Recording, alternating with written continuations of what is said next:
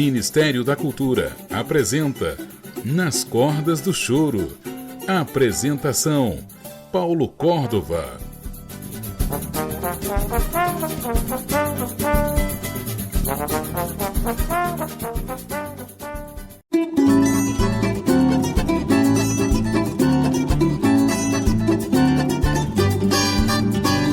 A Cultura FM apresenta Nas Cordas do Choro. Produção e apresentação, Paulo Córdova.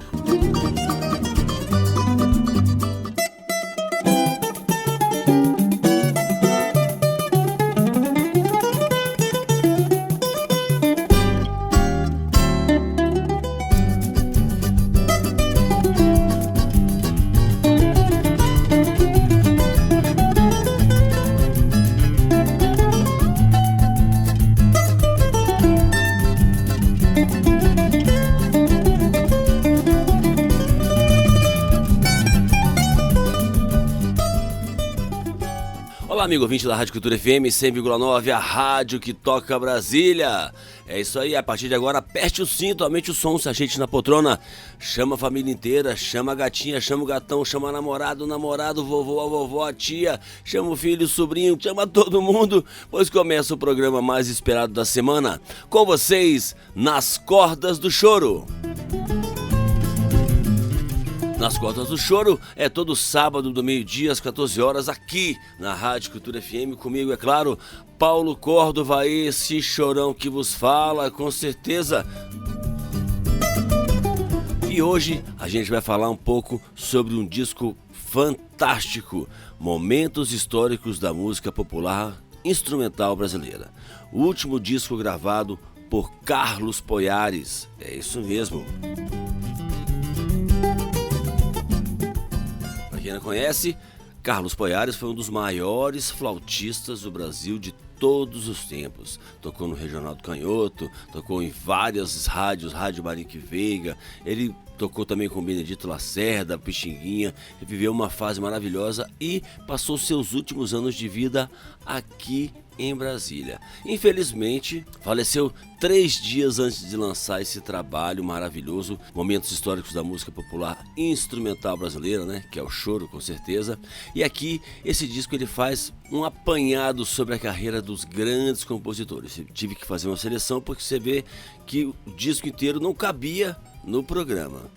Além disso, vamos ter o depoimento da galera que gravou com ele, exatamente. O pessoal do Regional fez essa gravação, que são o Henrique Neto, né, 7 cordas, o Henriquinho, meu querido Rafael dos Anjos no violão de 6 cordas, Léo Benon no cavaquinho, o Tonho do Pandeiro e o Emir no surdo, pessoal que fez o acompanhamento, que fez o Regional. Tiveram outras pessoas que participaram do disco também, como solistas, mas eu resolvi deixar os depoimentos do pessoal do Regional, que vai falar um pouquinho, alguma história, alguma curiosidade sobre a gravação desse disco, beleza? Então tá bom, a gente começa, é claro, com a biografia de Carlos Poiares e na sequência a gente vem com a música que ele compôs para o nosso grande mestre Alencar 7 Cordas. A música se chama Alencar 7 Cordas de Ouro. Quero lembrar a todo mundo que esse programa tem o fomento da Lei Rouanet, a Lei Federal de Incentivo à Cultura. Vamos nessa!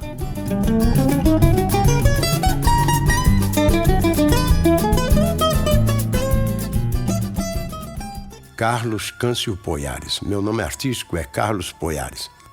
Sou filho de violonista e flautista erudito, neto de 2 maestros eruditos também.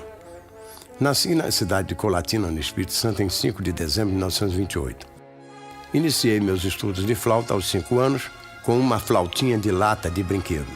Fugi de casa aos 8 anos para trabalhar em circo e poder tocar minha flauta, pois a minha família não queria porque eu tinha tendência para música popular. E ali no circo fiz todo tipo de trabalho. Fui trapezista, palhaço, contorcionista e fui motociclista do Globo da Morte. Aos 17 anos deixei o circo para trabalhar como ator de teatro da Companhia de Teatro de Meire Lincoln e Vicente Celestino. Mais tarde, com a criação do cinema no Brasil, eu fui fazer filme. Fui solista de diversos regionais do rádio, como os de Maurício de Oliveira, na Rádio Espírito Santo, em Pernambuco, Bahia, Campos, Estado do Rio, e muitos outros do Rio de Janeiro, terminando como solista do Regional de Canhoto, o mais famoso que o Brasil teve. Tive o prazer de tocar nas melhores rádios e estúdios de TV do Brasil e de gravar com os melhores cantores e solistas, como Baden Powell, Valdir Azevedo, Nelson Gonçalves, Silvio Caldas, Orlando Silva, Dolores Duran, Luiz Gonzaga, Jackson do Pandeiro e outros. Já trabalhei em muitas casas noturnas do Rio e de São Paulo, não apenas tocando choro, mas também tocando jazz, bossa nova e até ritmos latinos-americanos. Hoje tenho mais de 81 álbuns gravados, recebi muitos prêmios como a Chave do Estado de São Paulo, sou historiador e colecionador da música instrumental popular brasileira. Tive o privilégio de me apresentar na posse do presidente Fernando Henrique Cardoso, em 1995, de representar o Brasil através do mundo e tenho orgulho em divulgar o choro e a nossa cultura em muitos países da Europa. Bem, chegamos ao final desse CD, que é um tributo a todos os músicos que se dedicaram e se dedicam pelo gênero choro, para que ele possa se manter com a sua qualidade e que não fosse esquecido pelo seu público. Muito obrigado.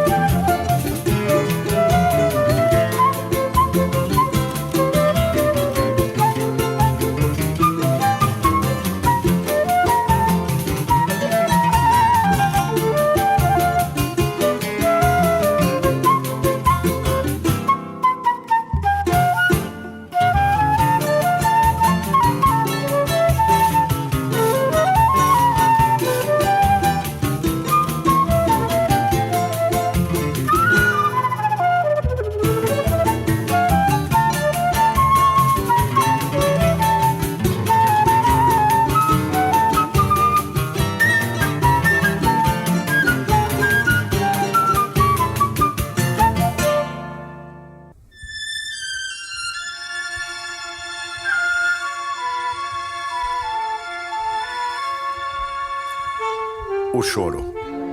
O que é o choro? O choro é a forma de se tocar qualquer música com base no instrumento que sola, enquanto outros improvisam modulações harmônicas como acompanhamento. O que representa o choro no panorama da música popular brasileira? O choro representa a formação de música instrumental mais tipicamente brasileira e o agrupamento musical mais antigo dentro da música popular brasileira. O que quer dizer a palavra choro? A palavra choro tem 3 origens prováveis: cordas que choram, chorar no pinho ou lundu chorado em instrumentos de cordas. Antes do choro, qual a música que se ouvia no Brasil? Bem, durante os 2 primeiros séculos da colonização brasileira, os únicos tipos de música ouvidos no Brasil, além do canto dos pássaros, seriam as músicas dos indígenas em suas danças rituais, essas produzidas através de flautas de vários tipos, apitos, maracás e bate-pés.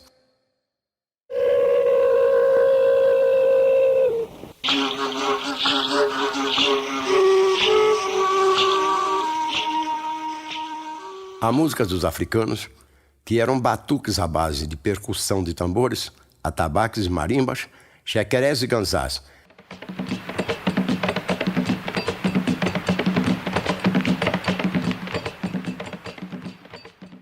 E as cantigas dos colonizadores europeus.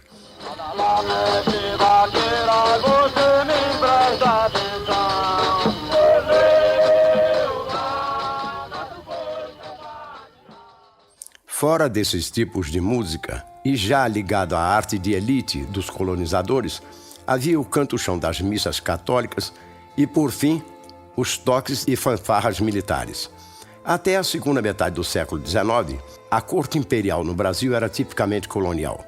O papel pautado para se escrever música, os músicos, os mestres de cantoria, os professores que ensinavam dança de salão a domicílio, tudo era importado. Tudo passava pela alfândega até as ideias para se fazer música.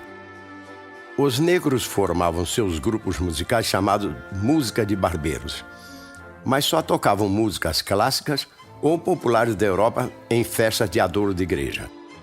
Havia também grupos de músicos negros que acompanhavam um padre portando um estandarte de uma irmandade religiosa e tinham o nome Pedindo para o Espírito Santo, por pedir dinheiro de porta em porta. E foi assim até o início do Segundo Reinado, quando as classes sociais das principais cidades brasileiras começaram a se diversificar. Nasceu então a classe média, e essa teve que importar gêneros musicais da Europa, como fez com a valsa e a mazurca em 1840, a polca em 1845 e a xotes e o tango ibérico de 1851 a 52. Com o nascimento da classe média, todas as classes sociais teriam uma música com a qual se identificar, menos a classe média, que cantava estribilhos ao som de violas e dançavam fados e fofas portuguesas, as modinhas e os lundus, que não passavam de uma mistura daqueles batuques de negros com gêneros populares, portugueses, espanhóis e até franceses que surgiram do minueto. Nesta época, os casarões imperiais que ficavam situados num trecho do centro do Rio de Janeiro, chamado Cidade Nova, e que hoje chama-se Avenida Presidente Vargas, ali era o reduto dos figurões do Império. Com o deslocamento da cidade para a Zona Sul, esses casarões foram abandonados.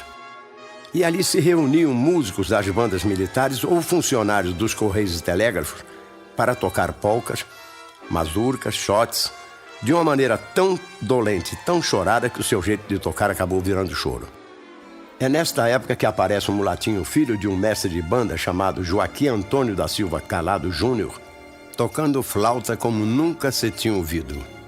Calado tocava em festas de casamentos e batizados apenas músicas clássicas ou populares dançantes da Europa. E com a morte de seu pai, resolveu definitivamente se profissionalizar. Ora, como no ambiente das salas de visita das casas de famílias da época não cabia o instrumental de uma banda, essa música doméstica era fornecida por tocadores de violões e cavaquinho. Esses aprendiam uma polca de ouvido e a executavam para que os violões se adestrassem nas passagens modulantes, transformando esses exercícios em agradáveis passatempos. Calado foi o criador do veículo musical para a execução do choro, quando uniu a flauta aos violões e o cavaquinho. O pandeiro uniu-se ao conjunto na década de 20 e o grupo, que era conhecido como Quarteto de Pau e Cordas, passou a se chamar de Conjunto de Choro. Nesta época, passou a ser chamado também de Regional Brasileiro. Também com o balanço fornecido pela união do pandeiro com o cavaquinho, nasceu um gênero musical, o choro. Quem foi Calado? Joaquim Antônio da Silva Calado Júnior, flautista, compositor popular, professor da segunda cadeira de flauta do Conservatório e do Liceu de Artes e Ofícios do Rio de Janeiro. Nasceu na freguesia de São Francisco em 11 de julho de 1848.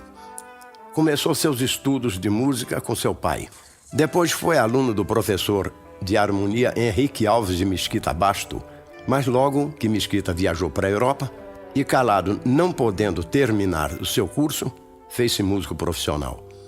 Joaquim Antônio da Silva Calado Júnior faleceu aos 32 anos de idade, em 20 de março de 1880, no Rio de Janeiro. E o que ficou na história como primeiro choro foi a composição de Calado, a polca chorada, que hoje chamamos de choro, Flor Amorosa.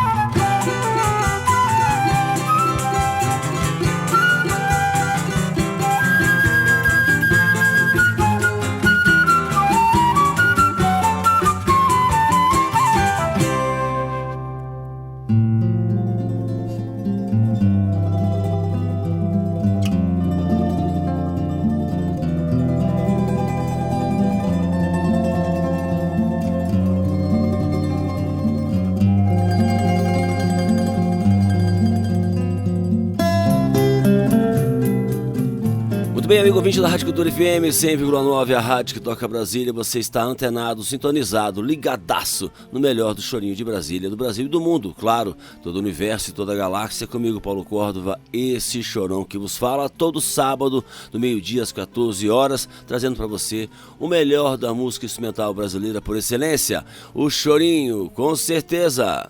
Agora patrimônio cultural e material brasileiro. Olha que coisa maravilhosa. Demorou?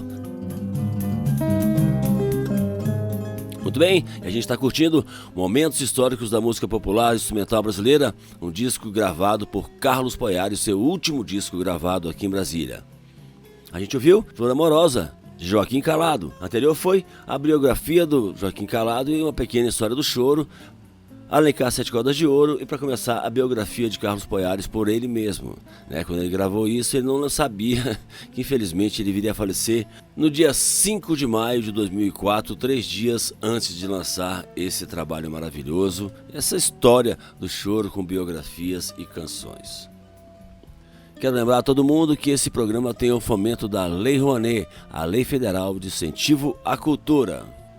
A gente segue com o depoimento de Rafael dos Anjos sobre a gravação desse disco maravilhoso e, na sequência, a biografia e a música atraente de Chiquinha Gonzaga. Vamos nessa!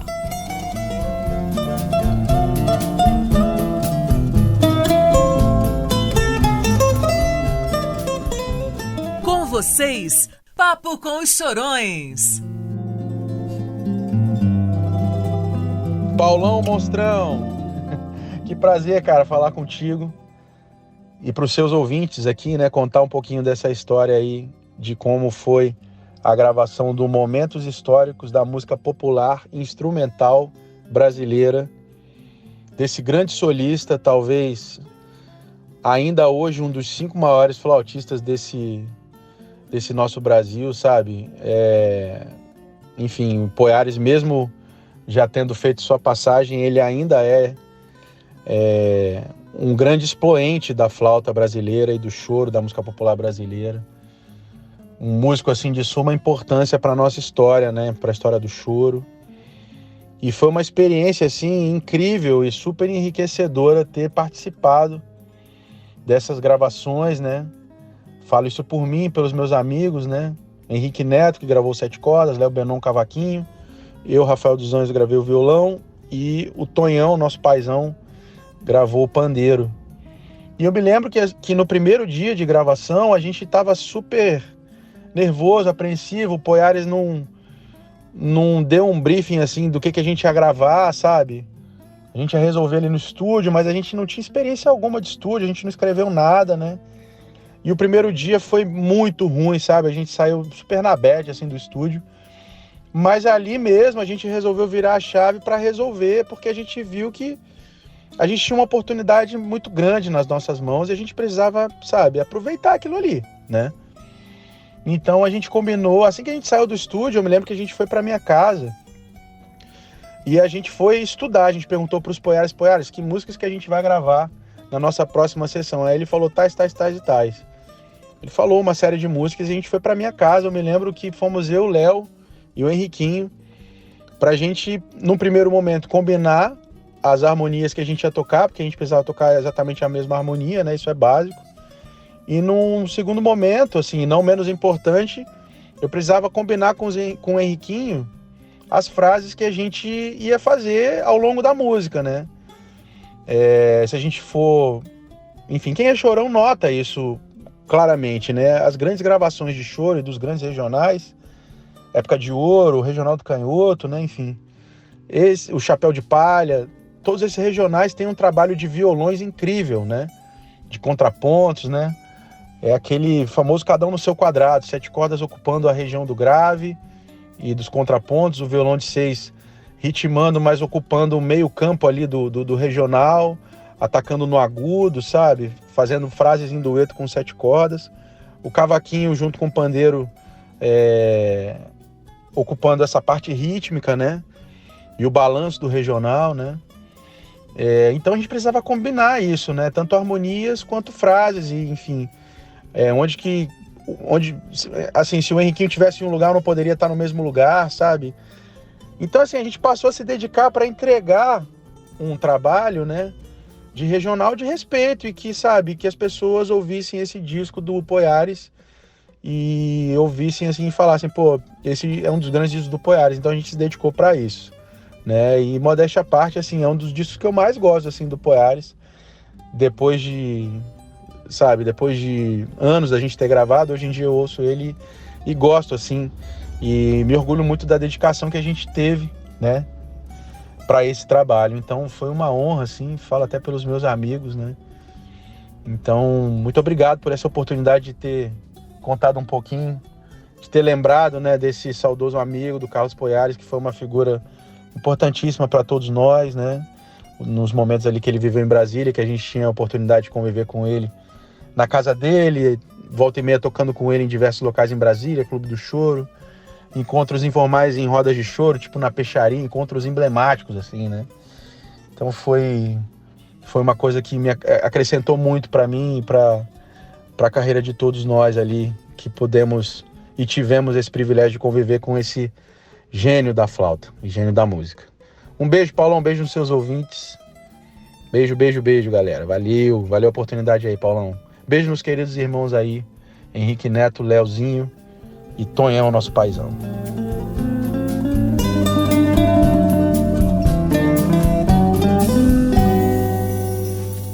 Francisca Eduíges Neves Gonzaga, Chiquinha Gonzaga.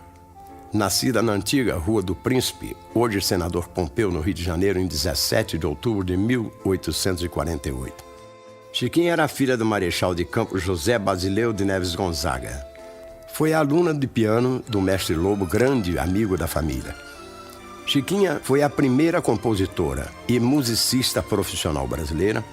Chiquinha foi a que fez a primeira marcha para um carnaval brasileiro, o Abre Alas, em 1889. Chiquinha compôs sua primeira peça para teatro de revista, uma opereta de costume de nome A Corte na Roça, estreada 17 de janeiro de 1885, no Teatro Príncipe Imperial, depois Teatro São José, hoje Cinema São José, no Rio de Janeiro. O autor da peça se chamava Luiz Peixoto.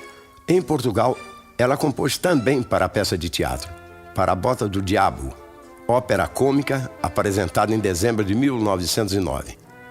Sua partitura de maior sucesso para o teatro de revista foi para a peça de Luiz Peixoto e Carlos Bittencourt, chamada Forrobodó, que estreou em 11 de junho de 1912 no Teatro São José do Rio de Janeiro.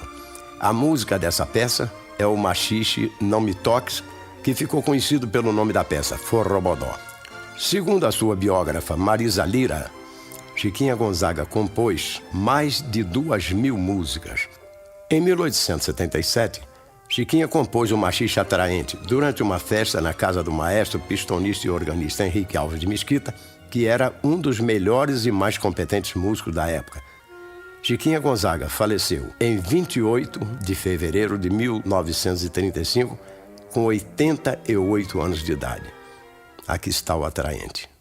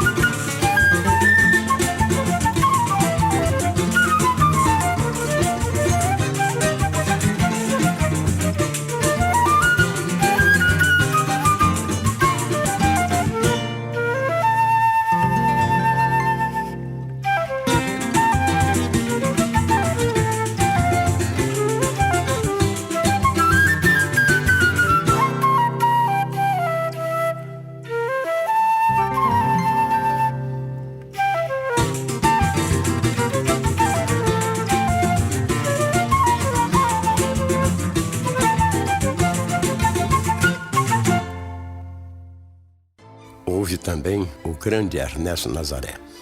Ernesto Júlio de Nazaré.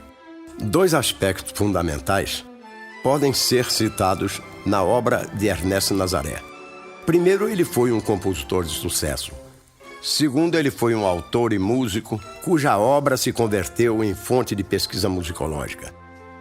Como a música popular vive em função da moda, passada a moda da shot, do tango, da polca e do ragtime, os pianistas foram perdendo o interesse pelas obras de Ernesto Nazaré, mas Nazaré não ficou esquecido.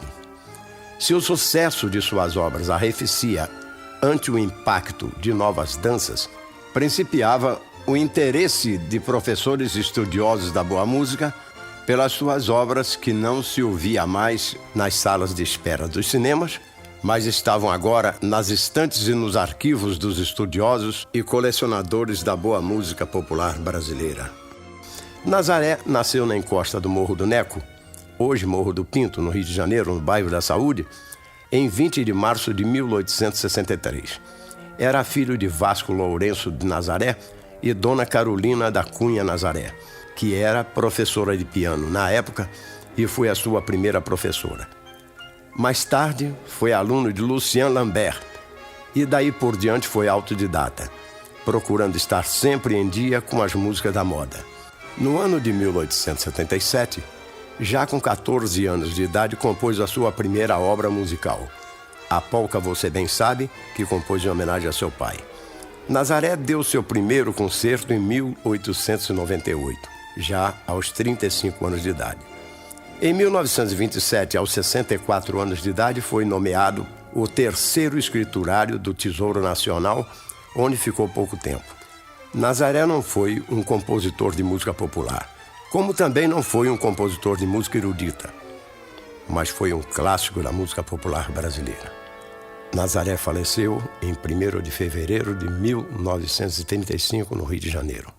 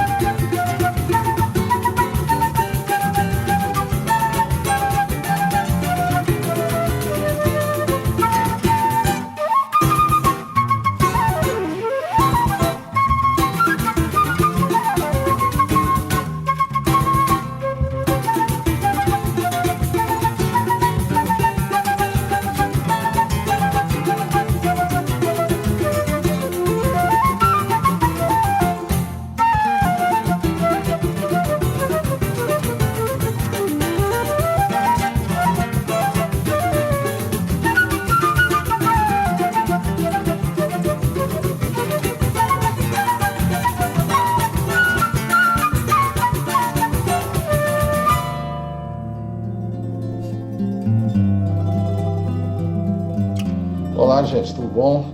Aqui é o Emir Godinho. percursa, passando para registrar um pouco do que foi a gravação do trabalho do grande músico Carlos Poiares, intitulado Momentos Históricos da Música Popular Instrumental Brasileira, que aconteceu, creio, em 2003 ou 2004. Foi uma coletânea fabulosa de grandes choros e outras canções muito marcantes da nossa cultura musical.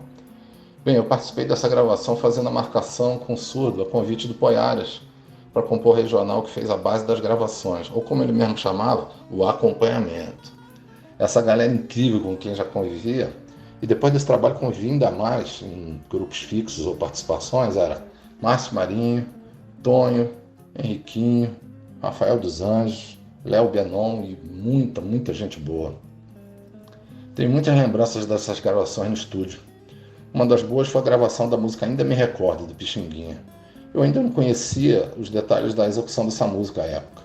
E como ela era cheia de convenções, como é próprio do choro, eu tive que aprender ali mesmo, com o rigor do choro, mas o talento e a generosidade dos músicos.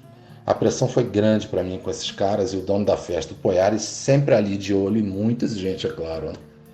Esse documento musical do Poiares para mim foi um divisor de águas, realmente.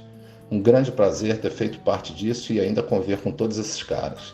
Um forte abraço, Poiares. E de onde você estiver, mestre, olhe por nós. Valeu demais.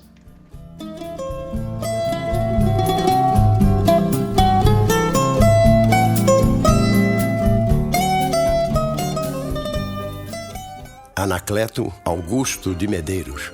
Quem foi Anacleto Augusto de Medeiros?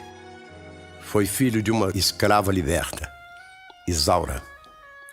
Nasceu na rua Doutor Aristão, na ilha de Paquetá, no dia 13 de julho de 1866. Matriculou-se no Conservatório de Música do Rio de Janeiro em 3 de janeiro de 1884, tendo como colega de cadeira o clarinetista Francisco Braga. Obteve a carta de professor em 1886. A mais antiga referência que conhecemos sobre Anacleto de Medeiros como regente é de uma reportagem do jornal O País, de 22 de fevereiro de 1906. Ele fundou muitas bandas, principalmente na ilha de Paquetá, onde nascera. Mas a sua maior glória foi a criação da Banda Sinfônica do Corpo de Bombeiros do Rio de Janeiro. Seu maior admirador foi Carlos Gomes. Anacleto compôs muitos hinos e tedeum para a igreja de Paquetá. Muitas obras populares e eruditas que ainda hoje são tocadas por todo o Brasil. Suas obras mais tocadas pelos chorões são Terna Saudade, uma linda valsa, A Xote Santinha e O Boêmio, um machixe. Anacleto faleceu em 14 de agosto de 1907 e sua última composição foi o Dobrado Jubileu, oferecido ao Corpo de Bombeiros do Rio de Janeiro, que foi executado durante a sua última festa.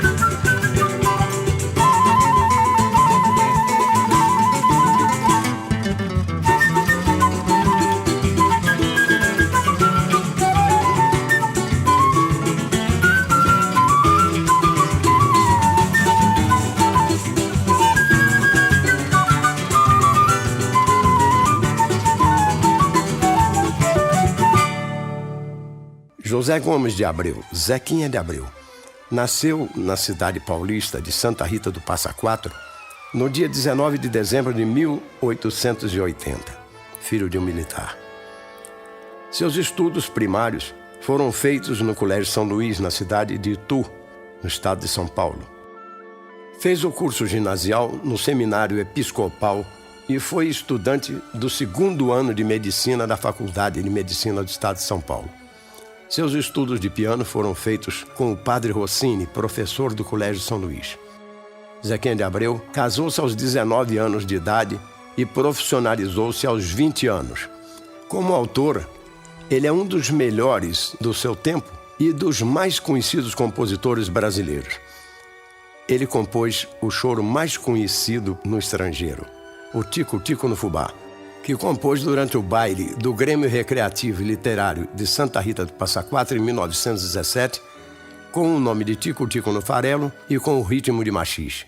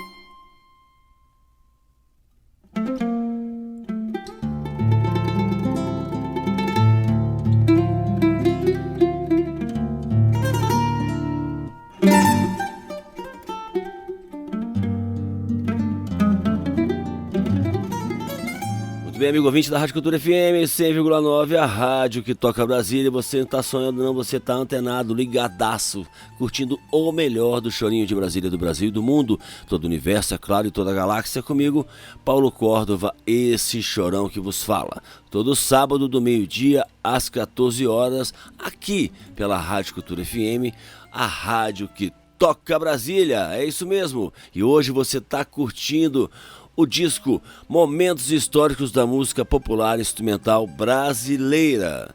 É isso aí. Bem, eu peguei o depoimento da galera que fez e gravou esse disco junto com companheiros do Regional, que eram todos bem novos, como você pode ver. Henrique Neto, Rafael dos Anjos, Léo Benon, Tonho do Pandeiro e Emir Godinho.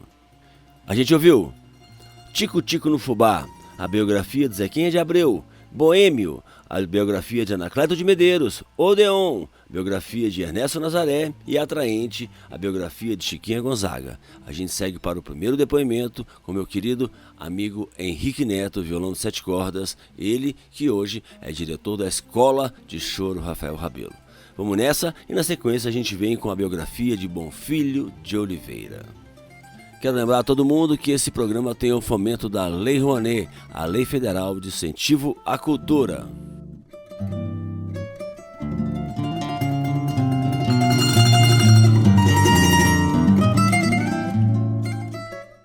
Com vocês, Papo com os Chorões. Fala, Paulão.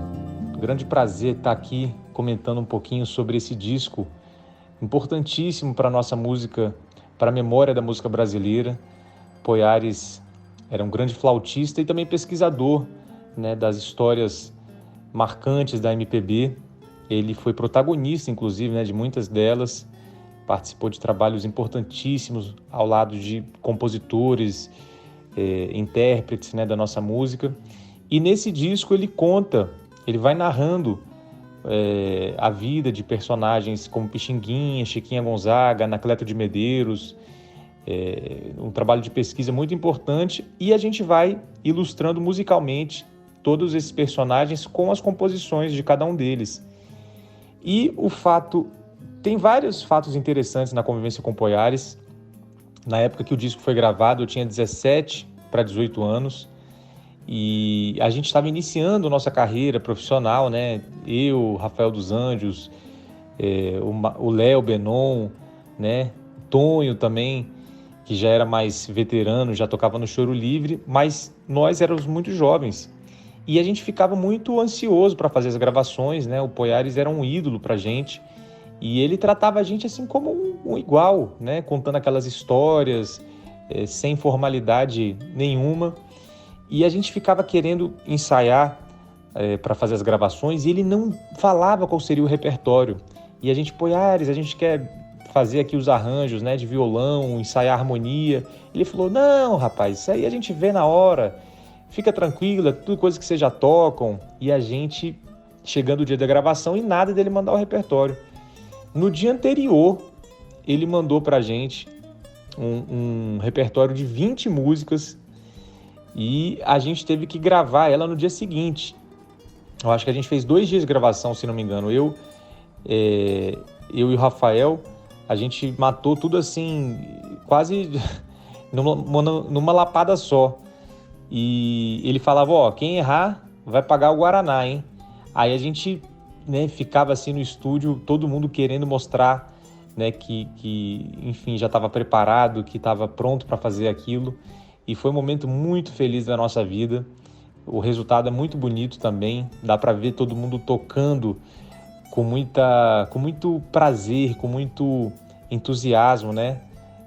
Foi uma experiência incrível na nossa vida, um divisor de águas, conviver com Carlos Poiares, que é um elo, né, dos antigos Chorões. Ele conheceu Pixinguinha, e a gente poder ter bebido na fonte desse grande músico foi uma honra.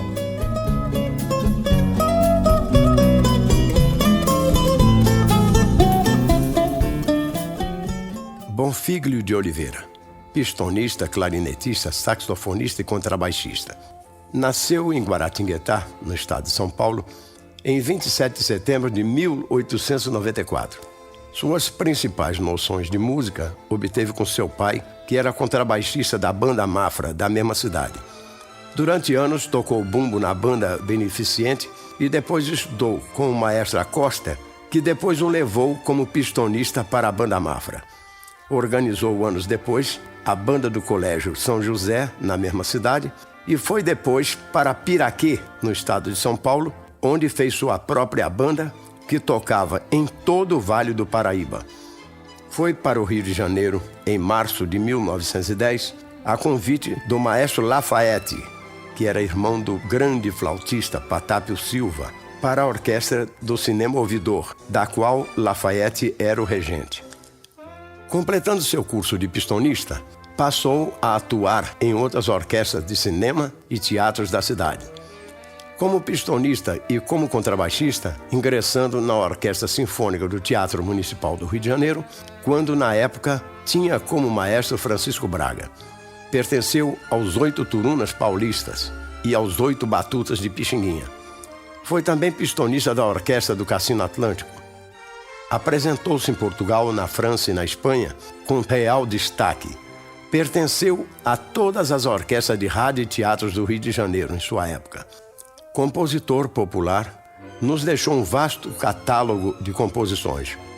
Bonfíglio de Oliveira faleceu no Rio de Janeiro em 16 de maio de 1940. Aqui temos uma das suas composições para a Regional de Choro, Flamengo.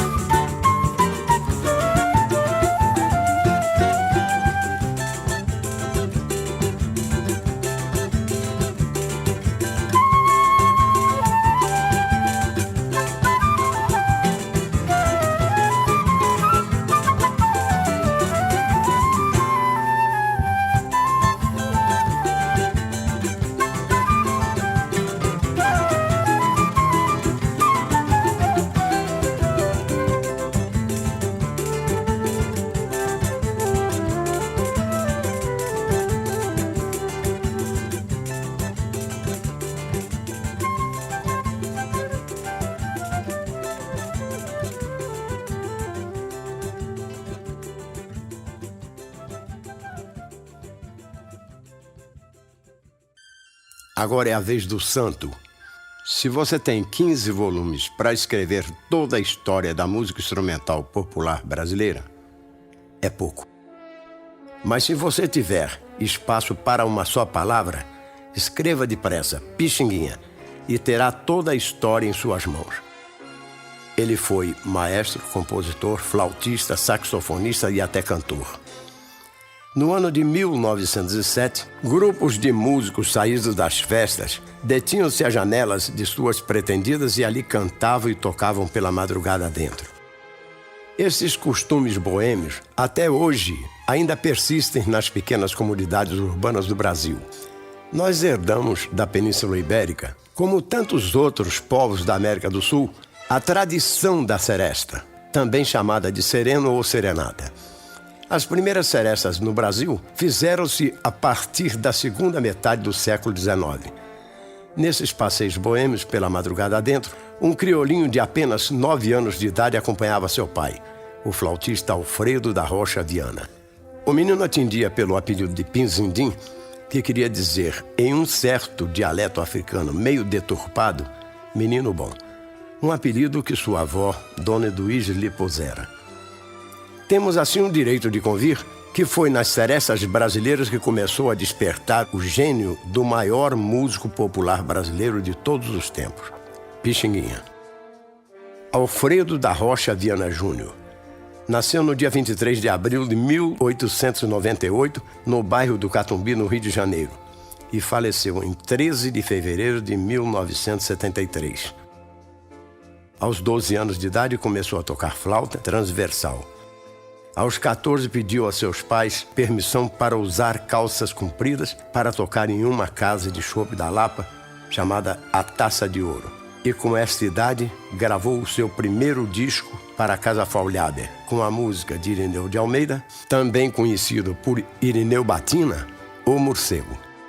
Aos 24 anos, fundou o primeiro conjunto orquestral brasileiro que foi ao exterior, os Oito Batutas. Foi Pixinguinha quem fez o primeiro arranjo para a orquestra de rádio no Brasil. Foi ele quem formou o maior número de conjuntos, orquestras para rádio, teatros e boates. Em 1946, formou a melhor dupla de solistas e compositores, Benedito Lacerda e Pixinguinha, que tocava flauta e Pixinguinha tocava saxofone. Pixinguinha faleceu no dia 17 de fevereiro de 1973 e nos deixou mais de 2.000 músicas inéditas. Em 1911, apenas com 14 anos de idade, Pixinguinha compôs a música mais tocada no Brasil, a mais conhecida, Carinhoso.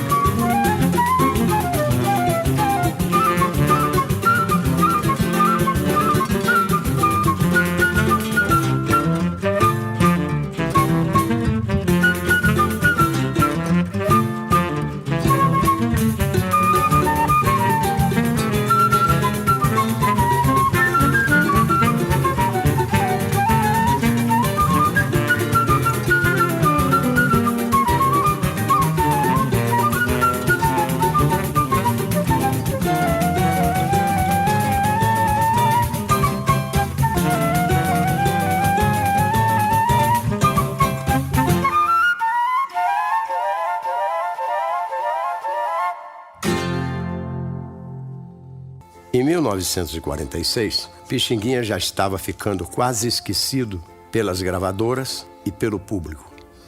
É nessa época que aparece na cidade do Rio de Janeiro um flautista vindo de Macaé, estado do Rio, de nome Benedito Lacerda.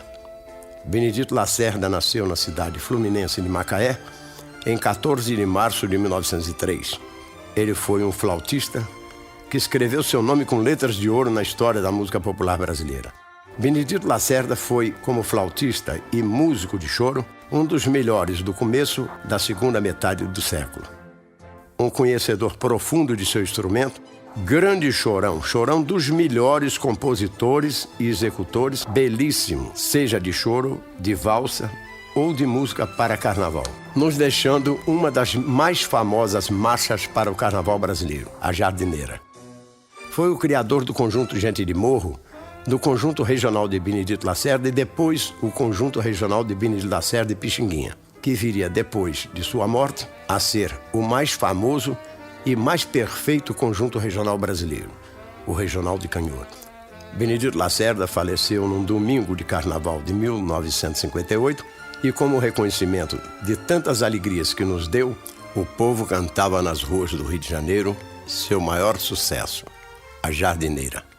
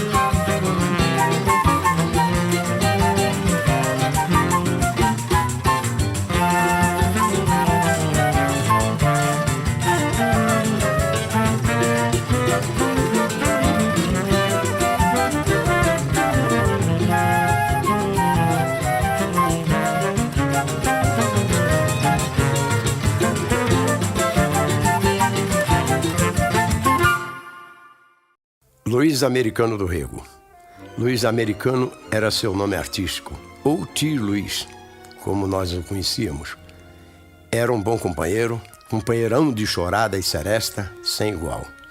Luiz Americano nasceu na cidade de Aracaju, em Alagoas, em 1900. Saxofonista e clarinetista dos melhores que tivemos, era também um grande compositor de choro que teve em seus álbuns uma grande quantidade de choros de sua autoria. Pertenceu às melhores orquestras do passado e não teve nenhum cantor em sua época que não tivesse o som de sua clarineta em seus discos. Pertenceu à orquestra da Rádio Marinho Veiga, do Rio de Janeiro, como componente do conjunto 5 Companheiros de Pixinguinha. E com Pixinguinha foi à Europa com os 8 Batutas. Gravou com Pixinguinha e sua banda, com a orquestra Pixinguinha, na gravadora RCA Victor, e foi das orquestras de Hércules Vareto, Radamés Inátali e Boquino. Além de ter grande técnica, ele tinha um sopro muito lindo e melodioso. Era um grande acompanhador de cantores, com suas introduções e seus perfeitos contracantos. Luiz Americano faleceu em 1960 no Rio de Janeiro.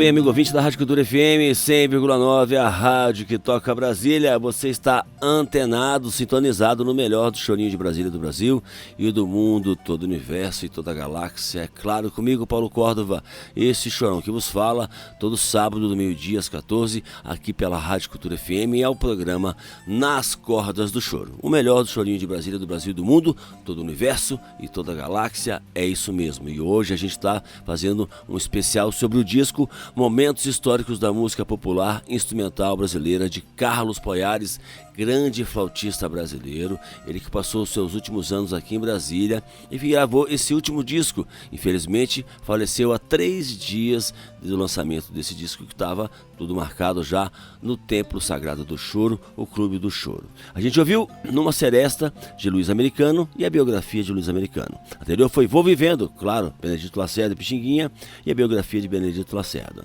Antes foi Ainda Me Recordo, do Pixinguinha, e a biografia de Pixinguinha. E, para começar o bloco, foi Flamengo e a biografia de Bonfilho de Oliveira, autor da música. Não é isso? Maravilha! A gente vai ouvir agora o depoimento de Léo Benon sobre a gravação desse disco e segue com a biografia e a música Doce Mentira, de Abel Ferreira.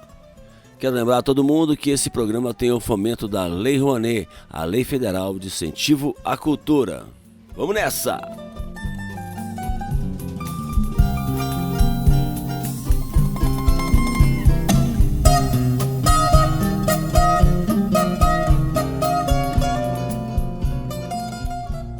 Com vocês, Papo com os Chorões. Olá, Paulão. Olá, queridos ouvintes do programa Nas Cordas do Choro. Aqui é Léo Benon e venho aqui com muita alegria partilhar algumas informações sobre esse grande disco do Carlos Poiares, né? Esse disco foi uma grande surpresa na minha vida, porque primeiramente eu fiquei sabendo que ia participar desse disco no final de semana anterior da gravação, né? Era um sábado, numa roda de choro aqui em Brasília. O Carlos Poiares estava morando naquela época aqui em Brasília, né? Então a gente estava numa roda de choro no sábado. E quando acabou a roda de choro, ele falou comigo, né? Menino, se prepare que segunda-feira nós temos gravação. Como assim? Gravação de quê? Vou gravar um disco novo, eu quero você tocando comigo. E aí fiquei muito feliz e fiquei também muito surpreso e apreensivo também. Porque até então só havia feito participações em alguns discos, nunca tinha gravado um disco inteiro.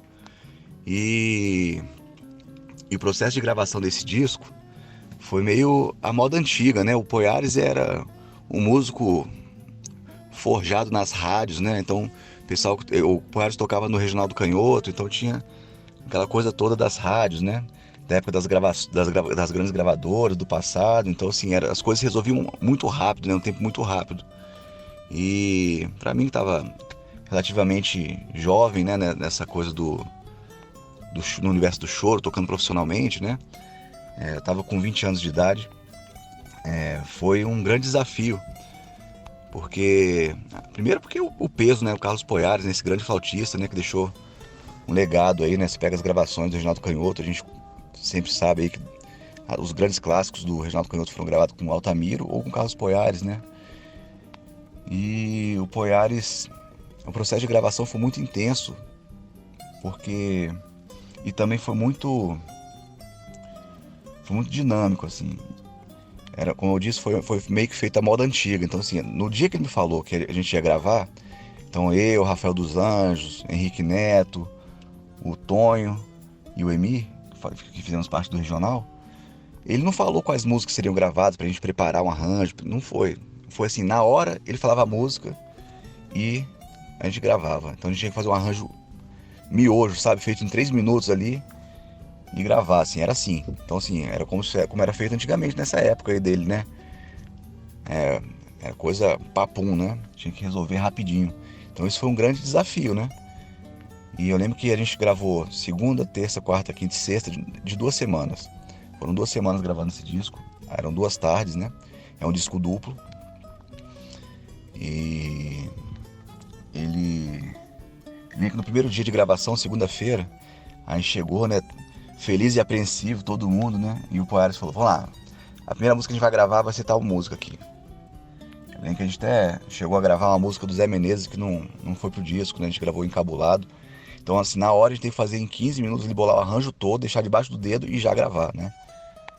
Então, nesse primeiro dia a gente nós gravamos 3 músicas que não entraram no disco.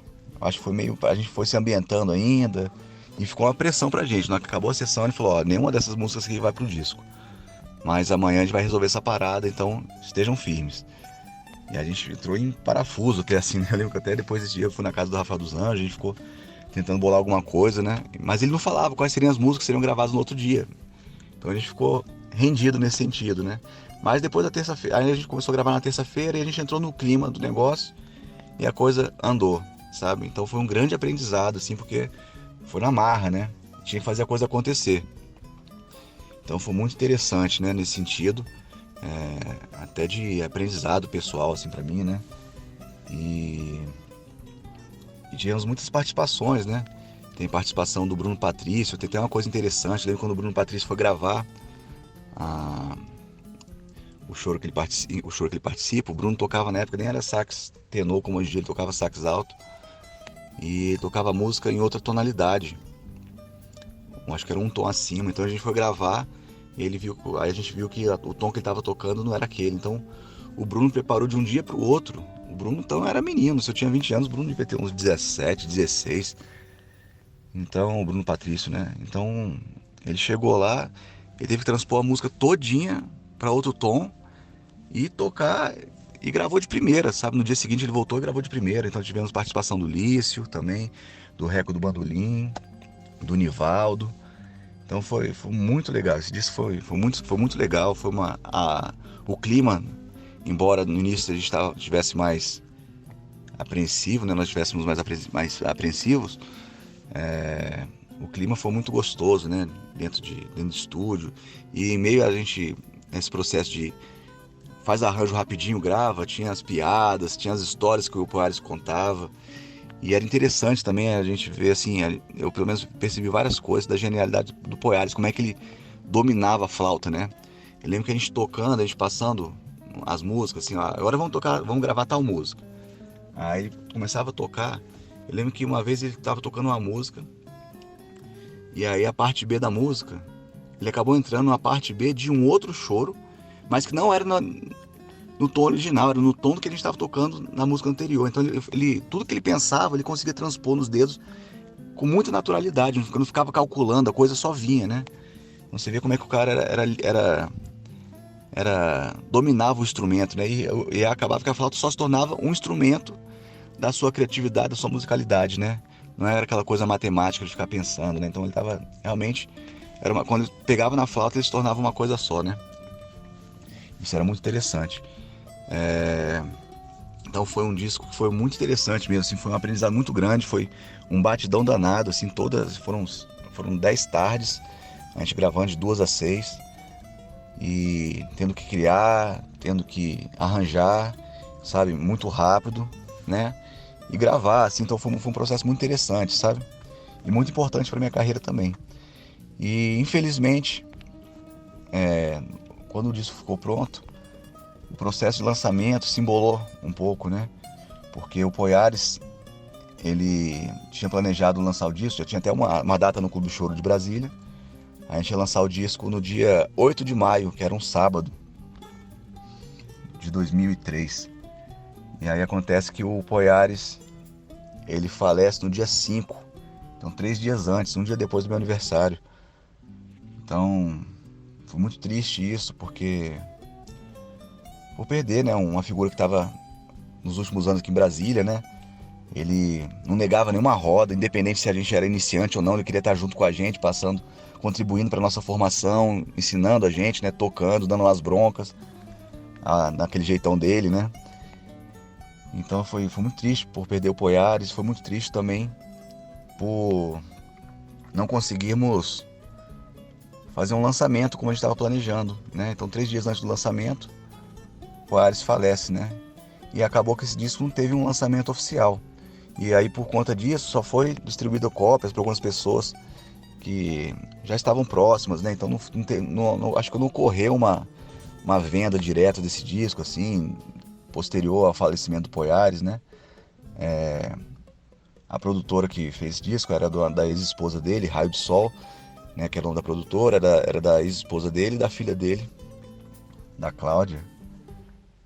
E aí elas estavam tomando conta disso, mas depois acho que a Cláudia, a filha que morava com o Poiares, acho que ela saiu daqui de Brasília, foi para São Paulo, não tive mais contato, não sei dizer assim o que aconteceu com o disco. Eu não acho em nenhum lugar, não está nas plataformas, não está em nenhum lugar esse disco, né? Então foi vendido para algumas pessoas que estavam mais próximas do pessoal da produção e de alguns amigos do Poiares e só, né? E é isso. E agora eu lembrei aqui também um caso interessante também. Nesse processo aí, eu vi o Poiares compor 2 músicas na hora. Na que a gente terminou de gravar as músicas dos grandes compositores, né? Que esse disco o Poiares vai tocando os clássicos e depois ele apresenta uma pequena biografia dos compositores, né? Desses clássicos. Ele falou: vou gravar 2 músicas minhas. E aí ele estava num processo de separação da esposa e tudo mais. E aí ele acabou fazendo na hora, ele fez 2 homenagens. Uma ao Alencar Sete Cordas, acho que é a penúltima faixa do disco, se chama Alencar Sete Cordas de Ouro. E depois ele toca a música dele também, chamada Concerto para Duas Cláudias. Que acho que era a ex-esposa e a filha dele que estava tomando a frente das coisas, né, que morava com ele, aqui em Brasília. E essas 2 músicas ele compôs na hora. Então se foi na hora, ele tocou, a gente tirou a harmonia e aí ele gravou. Então teve isso, sabe? Você vê como é que era essa veia criativa do Poiares, como é aqueles processos de como fluía, né? A musicalidade nele, a criatividade, um cara muito criativo, né? Então é isso, foi um grande aprendizado e me sinto muito honrado e feliz por ter sido escolhido pelo Poiares, essa figura tão emblemática no choro, né? Tanto pela parte musical quanto pelo folclore que acaba acontecendo ao redor da história dele. Ele gostava de contar umas histórias, às vezes aumentava um pouquinho, mas tornava as histórias muito engraçadas. Mas é um cara que foi testemunho ocular de um grande momento da nossa música popular, né? Então ele estava sempre passando essas histórias pra gente, eu adoro ouvir essas histórias.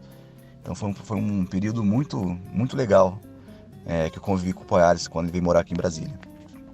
Então é isso, meus amigos. Esse é o meu relato. Um grande abraço a todos vocês e continuem ligadaços no programa Na Cordas do Choro, que esse é o programa que vai te trazer muita informação e muita diversão ao redor desse universo infinito do choro. Um grande abraço.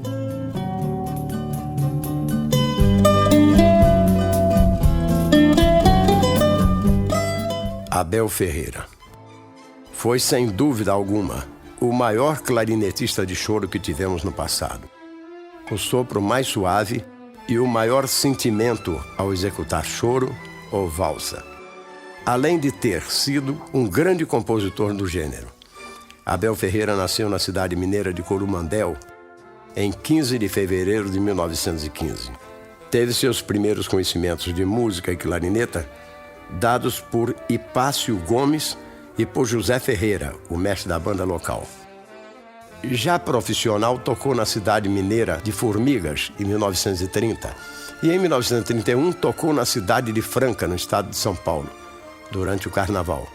Abel Ferreira era autodidata, e como ele mesmo dizia, ele nasceu com a música e nunca escondeu a influência que recebeu de Ernesto Nazaré e Cândido das Neves, daí a preferência pelo choro.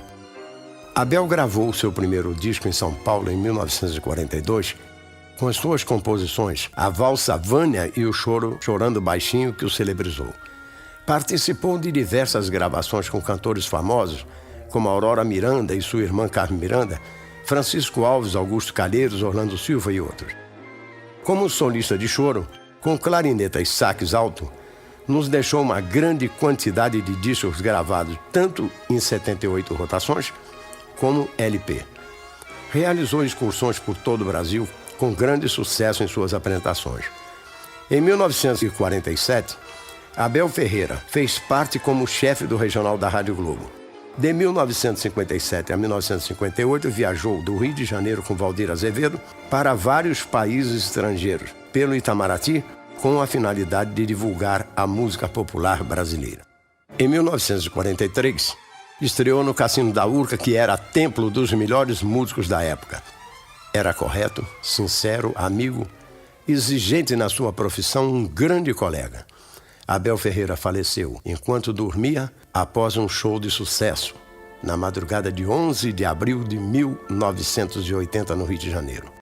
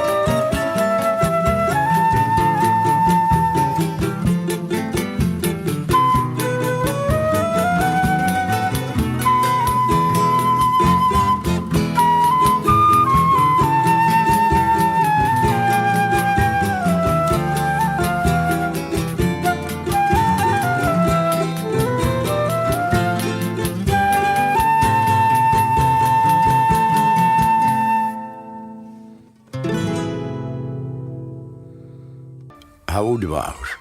Raul Machado de Barros, o melhor trombonista de choro de todos os tempos. Raul, como trombonista de choro, fez de tudo que um bom músico brasileiro pode fazer no cenário da música popular brasileira. Formou o conjunto de choro, a orquestra de dança, dirigiu a orquestra de teatro, viajou para o exterior divulgando a música do choro, é compositor de choro, gravou com um grande número de cantores famosos como Ciro Monteiro, Ari Cordovil, Silvio Caldas e muitos outros. Foi ao Havaí com o show do Hotel Nacional Rio, Brazilian Follies. Ele pertenceu às orquestras da Rádio Nacional do Rio de Janeiro, Televisão Tupi do Rio de Janeiro e Televisão Globo do Rio de Janeiro. É um grande colega, bom companheiro de chorada, homem simples e bom amigo. Nasceu no Rio de Janeiro, em 25 de novembro de 1915. Agora, aos 88 anos de idade, já aposentado e tranquilo, só toca seu trombone quando um amigo o leva para uma chorada sem compromisso. Ali ele toca seu trombone, não bebe, não fuma, mas curte a chorada.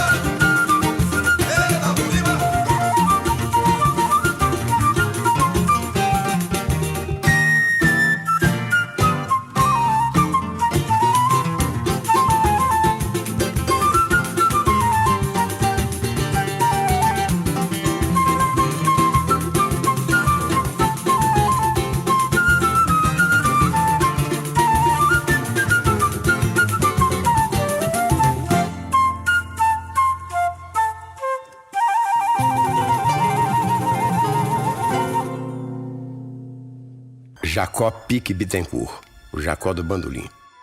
Nasceu na Rua das Laranjeiras, no Rio de Janeiro, em 14 de fevereiro de 1918. Era filho único do farmacêutico Francisco Gomes Bittencourt e de Dona Raquel Pique Bittencourt Lodz, que era polonesa. Nasceu numa família de músicos. Jacó cursou o primário na Escola de Odoro, do bairro da Glória, fez admissão na Escola Alemã, atual Cruzeiro do Sul, na Rua do Senado, ginasial e o comercial completo na Escola Britânica Americana, de 1928 a 1930, atual Colégio Americano em Botafogo, e de perito contador no Instituto Brasileiro de Contabilidade, formando-se em 1937. Jacó nunca exerceu essa profissão. Foi prático de farmácia, vendedor pracista, agente de seguros e de títulos diversos, vendedor de material elétrico, dono de laboratório de 2 farmácias Depois foi escrevente juramentado da Justiça do Rio de Janeiro, nomeado em 1944. Todas as suas promoções foram por merecimento, inclusive para o cargo de escrivão titular do Juízo de Direito da 11ª Vara Criminal. Sua primeira manifestação musical foi tocando, para divertir seus colegas, uma gaita de boca quando ainda estava na escola britânico-americana. O bandolim em sua vida teve início em 1930 para 31, na rua Joaquim Silva, 97, na Lapa do Rio de Janeiro, onde foi criado. Ouviu um francês cego tocar seu violino e pediu à sua mãe que lhe comprasse um. Estudando e reproduzindo valsas e modinhas que sua mãe e os vendedores de partituras e jornais cantavam na rua, Jacó iniciou sua vida musical. Como o arco era cansativo, ele passou a pinicar as cordas com um grampo de cabelo, sem saber que tinha um instrumento adequado para isso. Foi quando sua mãe comprou um bandolim de cuia, que era de modelo italiano, sem método, sem professor. Ele estudou, apesar de ser um instrumento precário, ele foi até o fim. Jacó foi produtor de programa na televisão Record. Em 19 de fevereiro de 1968, apresentou-se no Teatro João Caetano, no Rio de Janeiro, ao lado de Elisete Cardoso com o conjunto Época de Ouro e o Zimbo Trio, onde recebeu uma das maiores ovações de sua vida e também da história do teatro. Jacó do Bandolim faleceu no dia 13 de agosto de 1969 no Rio de Janeiro, quando saía da casa de Pixinguinha e teve o segundo infarto que o levou para sempre.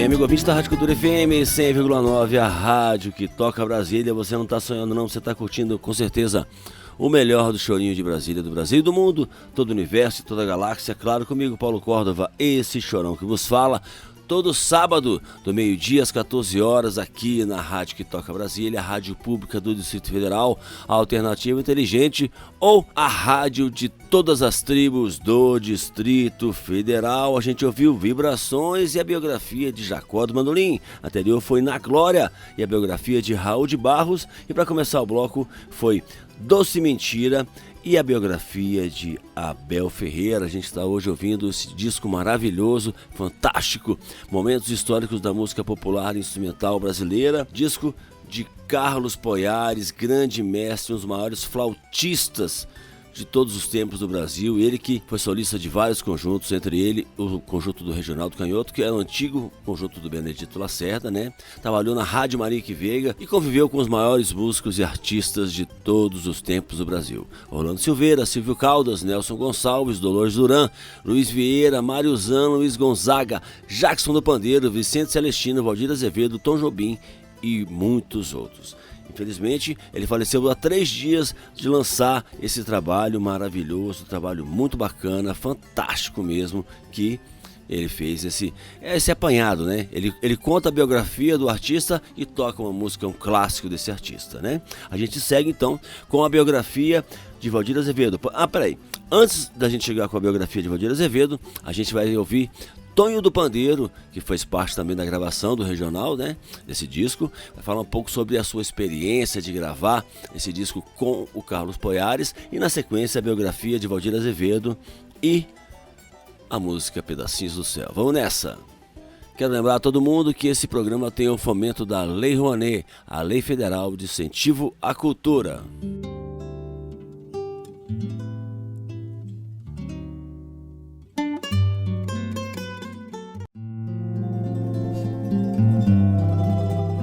Paulão, é o seguinte, o Poiares, na época, já vinha falando em fazer esse CD A História do Choro, para marcar, né, tudo que ele passou, tudo que ele conhecia dentro do choro. E eu ouvi ele falar nas rodas, né, dos amigos deles. Há um belo dia, ele me chamava até nessa época de Seu Sarja. Seu Sarja, ele me ligou. Seu Sarja, você faria de pandeiro o meu CD, A História do Choro? Eu falei, poxa, Poiares, participar de um trabalho seu é uma honra. A história, poxa, que maravilha, se eu tiver essa honra, estou dentro. Aí eu falei, quando vai ser, Poiares? Ele falou, agora. E eu estava trabalhando. Eu falei, agora? Você tem que vir para o estúdio agora. Eu falei, poxa, então tá bom. Aí consegui lá, saí, fui, aí eu falei, quem vai fazer? Aí ele falou, a meninada, né? Não, a harmonia tá toda pronta, tal. Aí eu sugeri a ele, você não quer botar um surdo para dar um pezinho no fundo, assim? Ele falou assim, pode ser, você tem? Eu falei, vou falar com um amigo. Aí liguei pro Emir. Aí falei, Emir, tudo bem, meu irmão? Você quer participar da gravação do CD do Poiares, A História do Choro, do Carlos Poiares? Poxa, Tonho, sim. Quando vai ser ensaio, coisa e tal? Eu falei, não, é agora. Acho que ele estava trabalhando também. Ele falou, rapaz, eu vou em casa pegar o surdo, coisa e tal. Aí assim foi. Eu fui em casa, coisa e tal, peguei o pandeiro, ele foi, pegou o surdo e partimos para o estúdio, que eu não sei onde é, que eu não lembro mais onde foi, mas a meninada vai te falar. Aí, rapaz, cheguei no estúdio, eu tô pensando que nós iríamos gravar 1 ou 2 choros aquele dia, né? Chegamos, passamos, né? Que eu não conhecia, passamos. Como seria, os meninos já estavam afiados, né? Márcio Marinho, Rafael dos Anjos, Henrique Neto, né? Léo Benon, já estavam super afiados, né? E aí eu falei, beleza, passamos. Desculpa aí se eu esqueci algum, tá? Mas que eu lembro são esses. Aí passamos uma, vamos gravar, passamos outra, vamos gravar. Eu tô pensando que acabou. Falei, aí, pô, ele falou, não, vai ser o CD todo. E, rapaz, nós fizemos, e lá mesmo ouvimos e saiu esse CD, né? E ficou muito legal. Inclusive, eu nem tenho um, né? Que, infelizmente, depois, quando ele iria lançar, ele sofreu aquele acidente no banheiro, né? E acabou, por consequência disso, creio eu, vindo a falecer, né? Mas ficou muito bacana, e o Poiares, uma pessoa muito legal, pessoal que gravou. Então a história é mais ou menos essa minha parte, né? Fui convidado, o mais interessante que eu não sabia, estava trabalhando, o Emir também, ele aceitou levar o Emir, o Godinho, né? E foi assim, no mesmo dia gravamos todas as faixas, ouvimos, e ele mandou prensar, né? E pelo incrível que pareça, ficou muito bom o trabalho, tá bom, Paulo? Então é isso aí. Bacana participar aí, prestando esse depoimento aí, e estou aqui à sua disposição. Tá?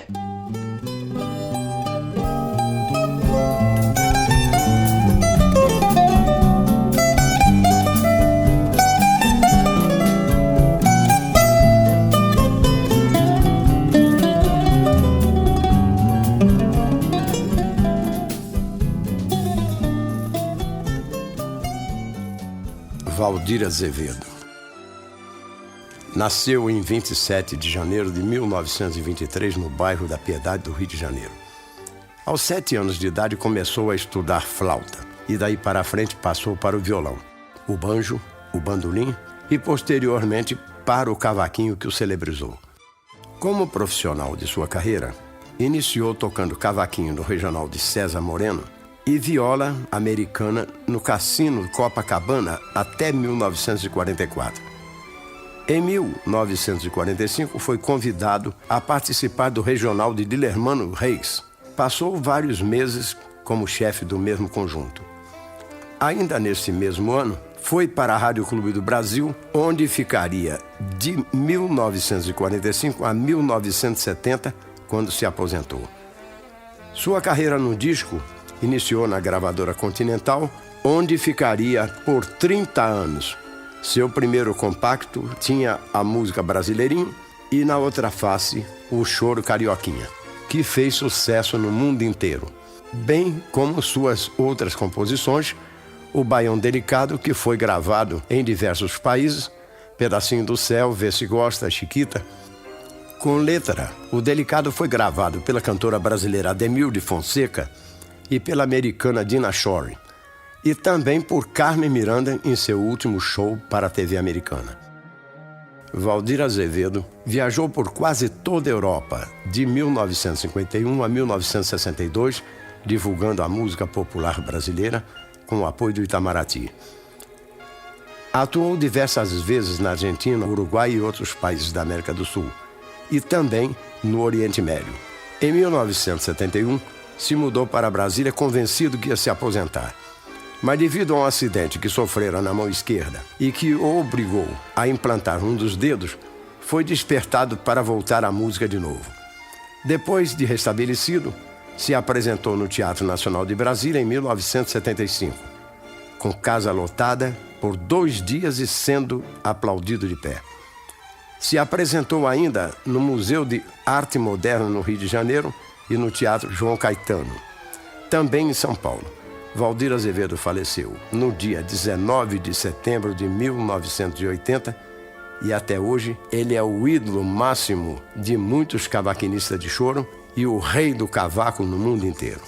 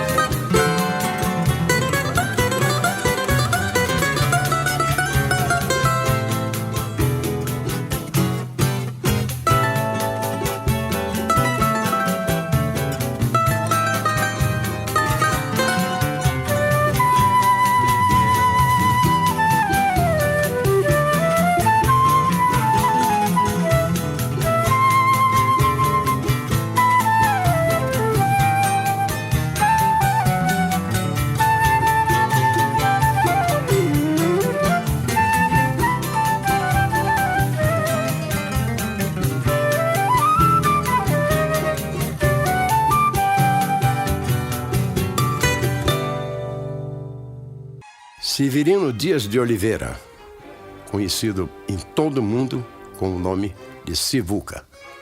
Nasceu em Itabaiana, no estado de Pernambuco, no dia 26 de maio de 1930. Aos 8 anos de idade, começou a tirar as primeiras notas do acordeon. Em 1939, foi para o Recife e ingressou no cast da Rádio Jornal do Comércio de Pernambuco e, mais tarde, já adulto e com seu nome conhecido, foi para o Rio de Janeiro, onde começou a gravar discos. Fez parte do cast da Rádio Nacional do Rio de Janeiro, onde ficou vários anos. Pertenceu à famosa bandinha do Altamiro Carrilho na década de 50. Na gravadora Copacabana gravou vários álbuns de grande sucesso. Viajou por quase todo o mundo com os brasileiros de Humberto Teixeira. Compositor e solista de choro, dos melhores, arranjador, pianista, tecladista, flautista, violonista e grande acordeonista, graças a Deus, Sivuca ainda está aí tocando o acordeão dele.